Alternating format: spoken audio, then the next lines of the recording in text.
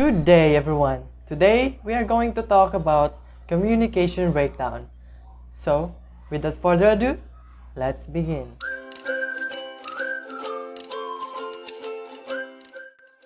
Communication is the process of communicating thoughts, ideas, and opinions with others in order to connect with them. Its purpose is to develop a clear and effective understanding that leads to positive community interactions.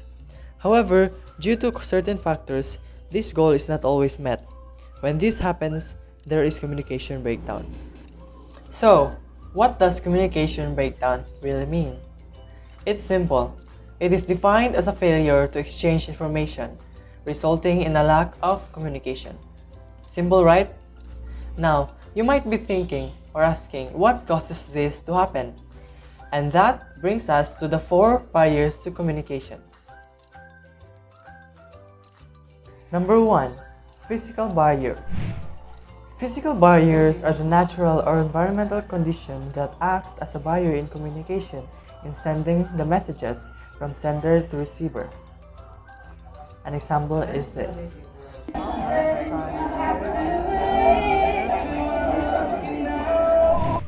Let me ask, did you understand the message conveyed? No, right? Because the background was very noisy. And that, my friend, was the example of physical barrier that leads to communication breakdown. Let's move on to number 2. Psychological barriers. Psychological barriers are called as mental barriers. These refer to the social and personal issues of the speaker towards communicating with others. An example is this. Me, sir? Okay. Hello, everyone. Hello, classmates.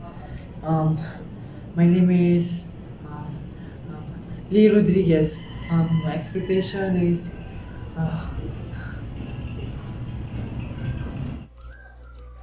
Was the message clear? And did the speaker told everyone what he wanted to say? No, right? And the reason for that was because he was nervous that he even stopped talking. And that is an example of a psychological barrier that leads to communication breakdown. So, let's move on to the next barrier to communication. Number 3.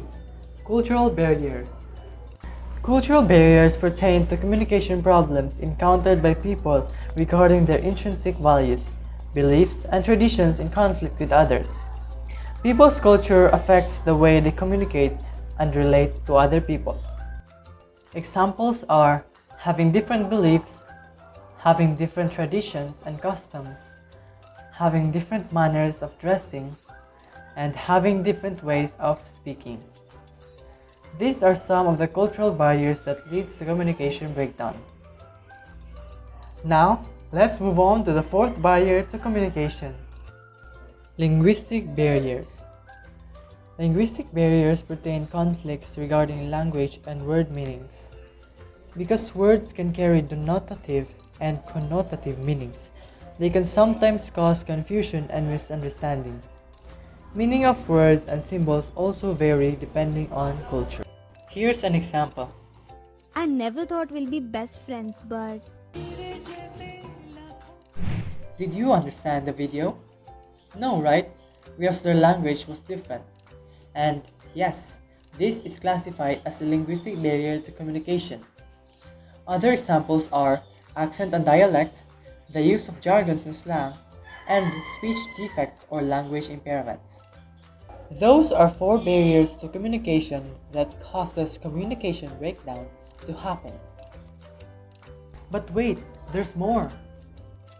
In 1991, Werderberg gives a similar idea of barrier when he classifies noise into 3 kinds: external, internal, and semantic noise.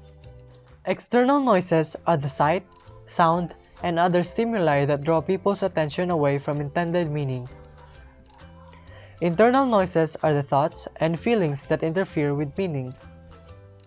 Semantic noises are the alternate meanings aroused by a speaker's symbol. The purpose of communication is to exchange information with other people. However, communication breakdown occurs whenever communication barriers interfere. Recognizing these barriers will help us to avoid communication breakdown from happening in our everyday lives. And that's it for this video, and thank you for watching. See ya!